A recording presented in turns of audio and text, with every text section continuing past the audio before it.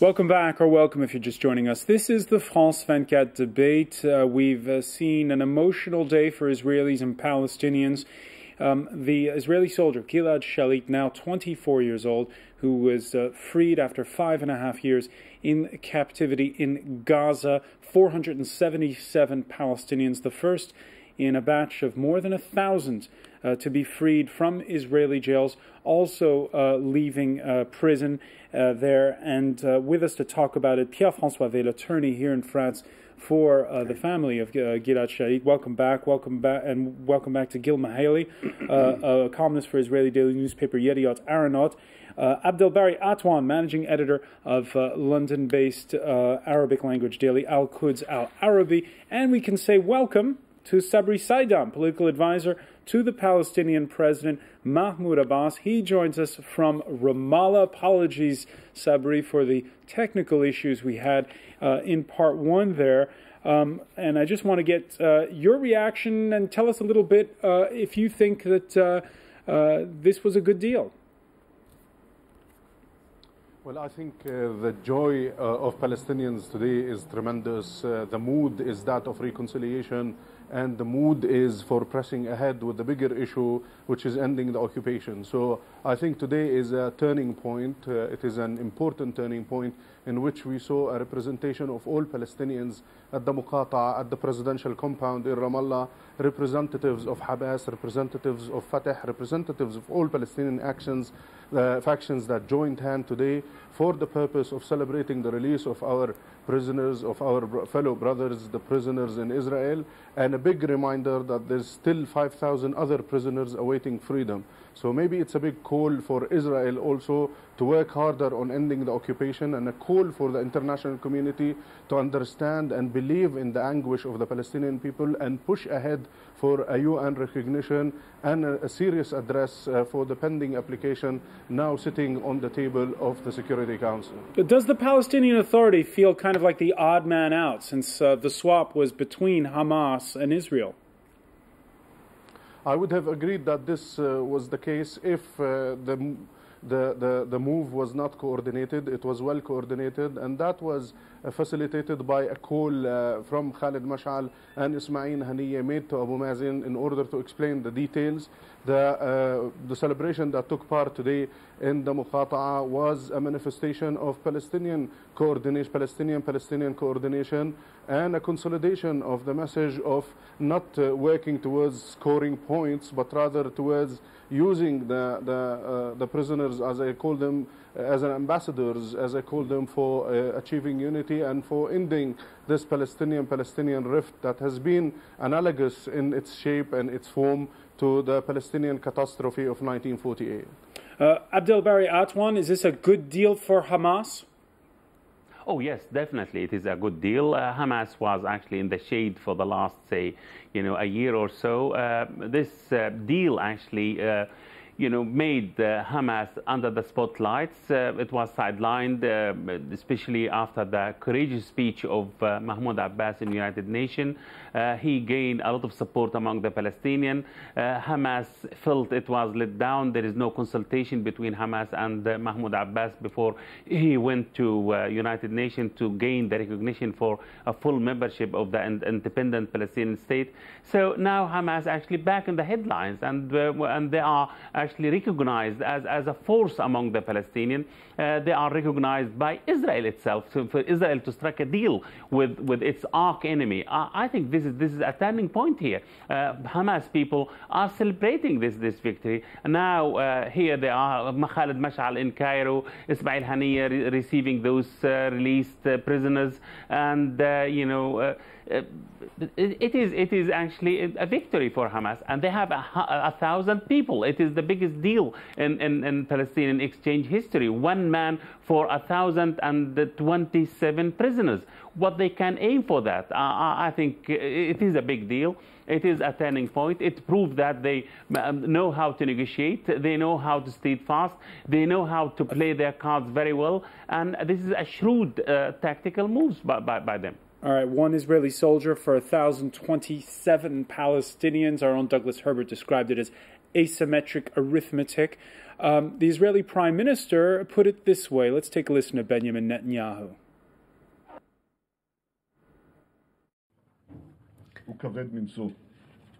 I know that the pain of the families which were affected by terrorism is very hard to bear. To see that people who killed their loved ones have been released.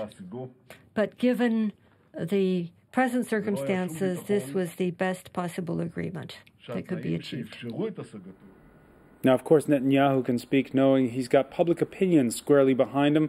One survey showing that 79% of Israelis approved of the Shalit swap deal. That's according to a newspaper that you know well, Yediot Aharonot, conducting that survey, Gil Mihaly.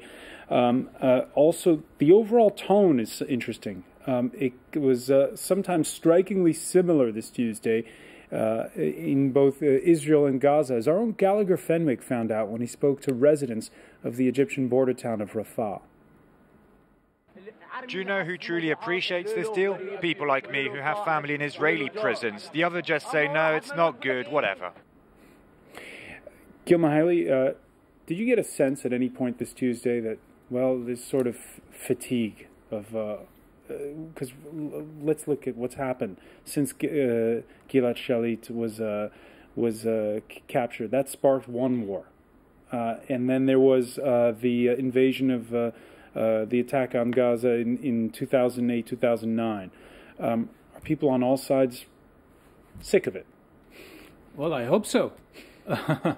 Short of a piece of brave, a piece of the tired will suffice largely. The balance sheet is more complicated than it seems, because the question that I ask myself is whether the leadership of Hamas, knowing what happened since they took the decision to kidnap a soldier 5.5 years ago, and now is today where they wanted to be. Are they happy with the achievement? Because those who are going to decide the next time in order to do such an operation... So I'll put the question to you. Was it worth it for Hamas? I want to finish the... You shouldn't put on the balance only the 1,027 prisoners, but everything that happened to Gaza and to its population since June 2006. And I want to quote Nasrallah, that said after the war in Lebanon in the summer of 2006, that had he known how Israel would react to the operation that ended with the death of 2 soldiers, he wouldn't have decided to go ahead with it. And so the Hamas won certainly a battle. Israel lost it June 25th, and everything Israel did since was damage control. But the balance of the war between Israel and Hamas is, I think, somewhat different. As for the future, as I said before, there is a potential here. I don't know what is the new strategic orientation of Hamas. Talks of national unity in Palestine. We heard of that ever since the Arab Revolution started, and in April it was just around the corner. And in September, when Ramallah pushed to a recognition by the United Nations, Gaza said that they are firmly against it. So I hope that the Palestinians will arrive to a national unity. I think that without it will be very difficult to advance. And I hope that Israel has nothing against Hamas because it's called Hamas. It has a lot against Hamas's positions. So if they change the positions, everything is possible. Sabri Saidam, if, as Abdel Bari Atwan was speculating there, that perhaps Hamas may move permanently to Egypt, do you see that sealing a reconciliation between the 2 Palestinian rivals? Yes, I think Hamas will move closer to reconciliation. This is what we heard from Khalid Mash'al today. I think the Egyptians also are looking for an improvement of the earlier success story when they managed to clinch a deal between the Palestinians themselves, getting the agreement to end the Palestinian divide. By implementing that agreement and by putting to practice words and promises that were made in Cairo, pledging deeds now rather than words and slogans to see an end to the Palestinian rift and focus on ending the occupation. And I've not heard in history a nation winning its war against occupation without basically being united. We were told by different revolutions across the world that unity is key for ending occupation, and I believe this celebration today and the release of prisoners may act as a catalyst for improving the Palestinian performance at large. What needs to be done also is to tell Israel that maybe Netanyahu was able to clinch a deal, that he was able to salvage his popularity after it plunged into 7%, that he wanted to save his political career through a single man captured in Gaza called Gilad Shalit. But what needs to be done for serving peace is serve justice and provide the Palestinians with the biggest gift in their lifetime, which is ending the occupation, the longest in modern times, and getting the Israeli public to pressure its own government to stop this dilemma of having to repeat the broken record of the fact that, as they say, the Palestinians should go back to negotiations without any conditions, as they say.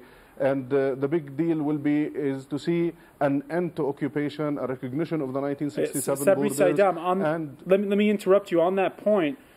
Just a couple of hours ago, the French Foreign Minister Alain Juppé at the National Assembly here in Paris calling for direct negotiations without preconditions. What's your reaction? Well, I would like to address this point because it's often repeated and it's becoming more like a broken record. When Israel says to the Palestinians, you need to go back to negotiations without preconditions, we ask the Israelis, if you're too interested to see peace being implemented, why But this isn't the Israelis saying it, this is the French. And I answer the French and whoever wants to say it. When Israel declares Jerusalem the eternal capital city of Israel, when Israel asks us to relinquish the right of return on these conditions, when Israel wants to draw the geography of the future state of Palestine, building a wall and more settlement etching through the Palestinian geography, isn't this a precondition? So I wonder who should be caught in the game of conditions and preconditions. I think it is Israel that has come to, that needs to come to its senses by stopping, the kill of and overkill of the Palestinian geography upon which a future Palestinian state is to be established.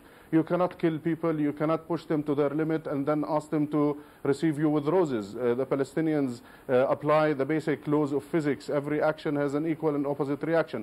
And the immediate reaction on the Palestinian front is that without justice being served, without the 1967 borders, without the implementation of the Arab Initiative, all what we're doing is a big waste of time. Pierre-François Weil, while we're on the subject of the French, Gilad Shalit, a Franco-Israeli citizen. Yes. We saw in this country huge mobilization when there was the kidnapping of Franco-Colombian citizen Ingrid Betancourt. Why was there not the same kind of mobilization on the part of President Sarkozy and the French government, in your view? I wouldn't say that there was not a mobilization from the French authorities, because there was a very great mobilization from the French authorities. How did it manifest itself? It manifests by the fact that each time the President Sarkozy had, or members of the government had to speak on the subject, they always mentioned Gilad Shalit as a French hostage, as all the other French hostages in the world. And he always supported the Gilad's family for the fight to get back their son. And also all the French authorities did the same for 5 years. And the fact that this was more under the radar than It was more under the radar, I suppose, because it's in a region where things are much more difficult than in South America. And I guess because the French population maybe is more polarized. Is most polarized on the issues in the Middle East. I suppose to support, and it's regrettable. I do regret it, because to support the sort of a simple man who was taken as an hostage was considered as supporting Israel, which was not the fact. I want to turn to you, Gil Mihaly, before we go, and ask you again, let's turn back the clock to June 2006, and when you look at the Israel that Gilad Shalit has come home to this Tuesday evening, how different is it from the one that he left back then? It's difficult to say. I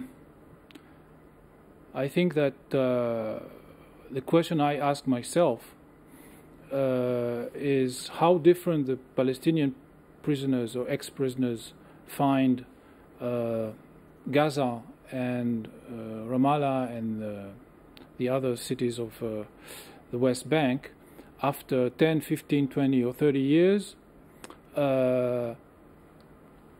Was it worth it? Where to go on? Because Gilad Shalit, the public chapter of Gilad Shalit's life is over. He was a random victim of the conflict. They, after many years in prison, they continue a public career. They are public figures. Probably many of them will be members of the public service in Gaza and in West Bank. They have a public status. What they have to say will be heard, and I think that they have a very important role in determining where we all go in the future. Final point. We're almost out of time. Abdel Bari Atwan, what kind of lives do you see for those freed Palestinian prisoners? Actually, they will be forgotten after 6 months, including Gilad Shalit. But what is not going to be forgotten is, the situation on the ground. What will happen to Gaza siege, for example? The Israeli has no excuse, actually, to keep the sanction as it is.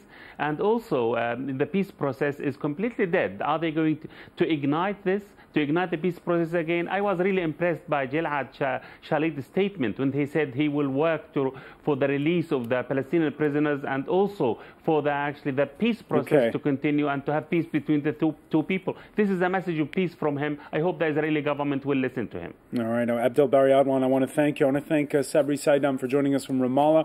I also want to thank Pierre-François Avelle for being with us here, as well as Gil Mihaly, and thank you for being with us here in the France 24 debate.